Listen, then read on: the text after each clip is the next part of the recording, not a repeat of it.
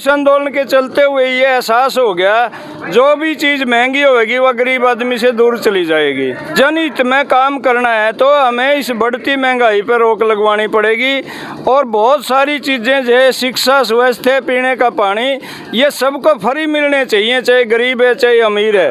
भले ही हमारा आंदोलन का ये स्वरूप खत्म हो जाएगा लेकिन इस आंदोलन का स्वरूप बदला जाना है। ये आंदोलन एक तरह से स्थगित हुआ है।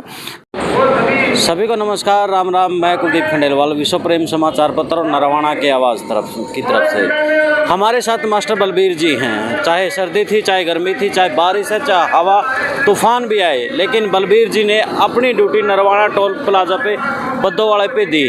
तो सबसे पहले मास्टर जी आपको बधाई कि 1 साल 7 दिन या 10 दिन तक जो आपका आंदोलन चला उसमें आपने जो तपस्या करी वो तब आपके काम आया। तो आपकी जो लड़ाई थी उस पर क्या कहेंगे? इस बीच जो भी लोगों ने साथ दिया उसके ऊपर पूरी आप। सबसे पहले तो मैं आपके चैनल का और आपके श्रोताओं का बहुत आभार व्यक्त करता हूं, क्योंकि जो बधाई आप हमें दे रहे हो वास्तव में आप भी उतना ही हकदार हो इस बधाई के। आज पूरे हरियाणा में, पूरे देश में और पूरी दुनिया में यदि हमारी आवाज़ कहीं से गई है तो आपके चैनलों के द्वारा, सोशल मीडिया के द्वारा पूरी दुनिया में आवाज़ पहुंची है और उस जीत का श्रेय में उतना ही हिस्सा आपका भी है जितना मज़दूर और किसान का है।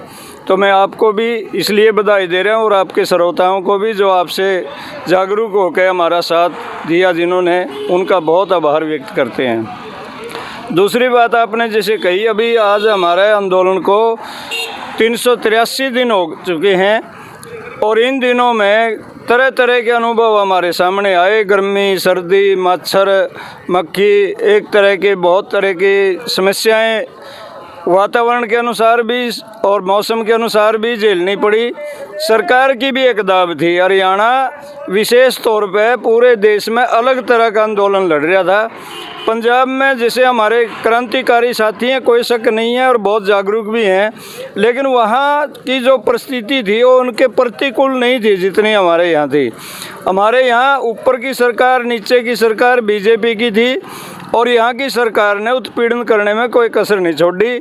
आपको जान के ये ताजुब होगा, यूपी से हम 7वां हिस्सा हैं, लेकिन हमारे ऊपर मुकदमे, FIR और 50,000 के आसपास लोगों पे सीधे बाई नेम मुकदमे दर्ज हुए। तरह तरह की परिस्थितियों का हमने झेल लिया और एक बड़ी जिम्मेदारी थी। दिल्ली के बॉर्डर 6 बंद थे, जिनमें से 5 हरियाणा में थे। टिकरी बॉर्डर अपने यहाँ था, सिंगू बॉर्डर, ढासा बॉर्डर, शाहजहाँपुर बॉर्डर और पलवल।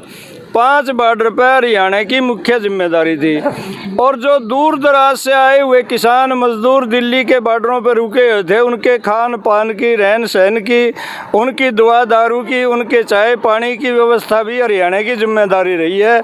मुझे इस बात की बहुत हार्दिक खुशी है कि नरवाना के लोगों का, आसपास के लोगों का बहुत ज़्यादा सहयोग यहाँ मिला और ज़बरदस्त आंदोलन चलते हुए हर तरह का योगदान खान पान का, और यहाँ से जो दूध की गाड़ियाँ जाती थी हर बॉर्डर पे उसका एक अलग पहचान थी। और आज भी लोग मानते हैं पंजाब के, राजस्थान के, यूपी के जो बॉर्डर पे दूध की मदद जेठ के महीने में भी, मई और जून में भी नरवाना से सप्लाई हुई है। ऐसी सप्लाई देश में कहीं से भी नहीं हुई जो नियमित रूप से चली है और लगभग 50-60 हज़ार रुपये हमारा खर्च हो जाता था दूध इकट्ठा करने में हर महीने। हम बाबा अमरीक सिंह जो दमतान कार सेवा का गुरुद्वारा चला रहे हैं, वहाँ उनका बहुत बड़ा योगदान मिला और उनकी गाड़ी दूध ठंडा करवा के हर रोज़ सप्लाई करती थी। तो बहुत सारे लोगों का योगदान, छोटे बच्चे सुबह बाल्टी ठहकर दूध इकट्ठा करने का काम करते थे। बड़े लोगों ने आर्थिक तौर पे पैसा भी दिया, अनाज भी दिया, खाद्य पदार्थ भी दिए और यहाँ एक बहुत बड़ी भीड़ भी लगातार रखी।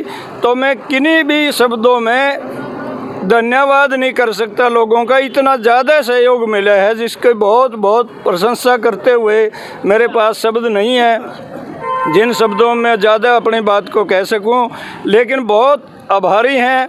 और हम आपको, आपके चैनल के द्वारा लोगों को भी ये विश्वास दिला रहे हैं, भले ही हमारा आंदोलन का ये स्वरूप ख़त्म हो जाएगा लेकिन इस आंदोलन का स्वरूप बदला जाना है। ये आंदोलन एक तरह से स्थगित हुआ है। सरकार के इंतज़ार करेंगे कि वो हर तरह की बात को हमारी को सुने और जो समझौते हैं उनको ठीक लागू करे। इसके अलावा स्थानीय समस्याएं भी बहुत हैं, चाहे वो बिजली पानी की हैं, शिक्षा स्वास्थ्य की हैं, उन सब को लेकर भी अब ये आंदोलन एक अलग स्वरूप लेगा, जिसमें मजदूर, किसान, हर कमेरा वर्ग शामिल होते हुए जनहित के मुद्दों को लेकर हम जनता को मिलने वाली सुविधाएं ज़्यादा से ज़्यादा जनता को मिले, ऐसे आंदोलन। मुझे एक मिनट रोकना चाहूँगा आपको, क्योंकि आपने एक दूसरी बात कही है कि बेशक से जो किसान कृषि बिल को लेकर के आंदोलन था वो बंद हुआ, लेकिन शिक्षा, स्वास्थ्य या बिजली, जो तमाम समस्याएं पब्लिक में हैं, उनको लेकर के भी एक जन आंदोलन छेड़ने की बात जो कही है, क्या ये एक नया प्रकार का जो आंदोलन है उसके जैसे एसकेएम के द्वारा पूरा एक सिस्टम तैयार किया गया था उस तरह से तैयार करने की रणनीति है या क्या कुछ है? देखिए, एसकेएम का जो आंदोलन है हमारा, उसमें जो जनता का हमें सहयोग मिला है, अब हमारी भी ये जिम्मेदारी बनती है कि जनता की सहूलियतों के लिए, खासकर शिक्षा है, जैसे हर इंसान के बच्चे को शिक्षा मिले। हमने ये इस आंदोलन के चलते हुए ये एहसास हो गया, जो भी चीज़ महंगी होगी वह गरीब आदमी से दूर चली जाएगी। इसलिए जनहित में काम करना है तो हमें इस बढ़ती महंगाई पर रोक लगवानी पड़ेगी और बहुत सारी चीज़ें जैसे शिक्षा, स्वास्थ्य, पीने का पानी, ये सबको फ्री मिलने चाहिए, चाहे गरीब है चाहे अमीर है। यदि ये गरीब लोगों के लिए चीज़ें बिकेंगी तो फिर वो इससे वंचित हो जाएंगे और धीरे धीरे समाज एक बहुत हमारा पिछड़ जाएगा। तो इसलिए ये आंदोलन की दिशा का जिसका मैं जिक्र कर रहा हूँ, ये बहुत महत्वपूर्ण है कि जनहित में भी हमें काम करना चाहिए और एसकेएम अपना योगदान इसमें पूर्ण रूप से निभाएगा। जी, नरवाना की बात करें तो चिकित्सा का बड़ा बुरा हाल है। हमारे या तो रोहतक जाना पड़ता है या हिसार जाना पड़ता है, उधर चंडीगढ़ जाना पड़ता है छोटी सी इमरजेंसी के लिए भी।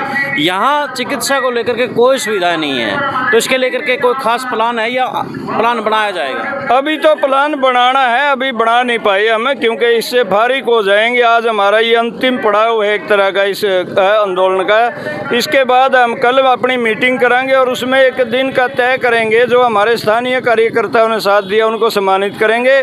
और फिर ये जनहित के मुद्दे इसलिए ज़रूरी हैं, आपने जैसा जिक्र किया, हम इससे भलीभांति परिचित हैं। यहाँ 42 डॉक्टरों की पोस्ट मंजूर हैं, लेकिन केवल 12 डॉक्टर काम कर रहे हैं, उनमें से ज़्यादातर ओपीडी कर ही नहीं पाते, क्योंकि मुकदमेबाजी हैं, केस हैं और तरह तरह के काम हैं। आँखों के स्पेशलिस्ट डॉक्टर को ही एसएमओ की जिम्मेवारी भी निभानी पड़ रही है। तो इन बीमारियों में हमारे लोगों का जो इलाज चल रहा है वो ठीक से हो नहीं पाता और यहाँ मशीनरी वैसे खड़ी है, अल्ट्रासाउंड तक की सुविधा अभी नहीं है।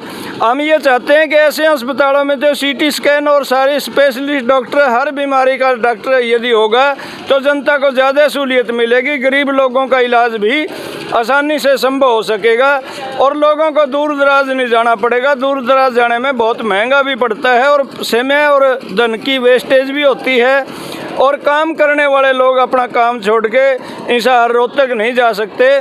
तो इसका इलाज नरवाना होना चाहिए और ये हमारे एजेंडे में आने वाले समय में हम इसके लिए आंदोलन ज़रूर करेंगे। एजेंडा काबिल तारीफ़ है। जैसे अब ठीक हो जी, जो किसान आंदोलन से चीज़ें सीखी गई हैं, अब इस आंदोलन के माध्यम से जो जन समस्याएं हैं, आम जनता के लिए शिक्षा और चिकित्सा ज़रूरी है, वो भी अब आंदोलन में शामिल होगी। बड़ा ही शानदार निर्णय होगा। नरवाना के अंदर जो चिकित्सा को लेकर के मास्टरजिया ने जो बात बताई है कि तमाम सुविधाएं नहीं मिल पाती, जिसके कारण से बड़ी दिक्कतों का सामना करना पड़ता है। तो देखते हैं अगला जो आंदोलन है जनता हित में कितना काम कर पाएगा, ये आने वाला समय बताएगा। जिंदाबाद।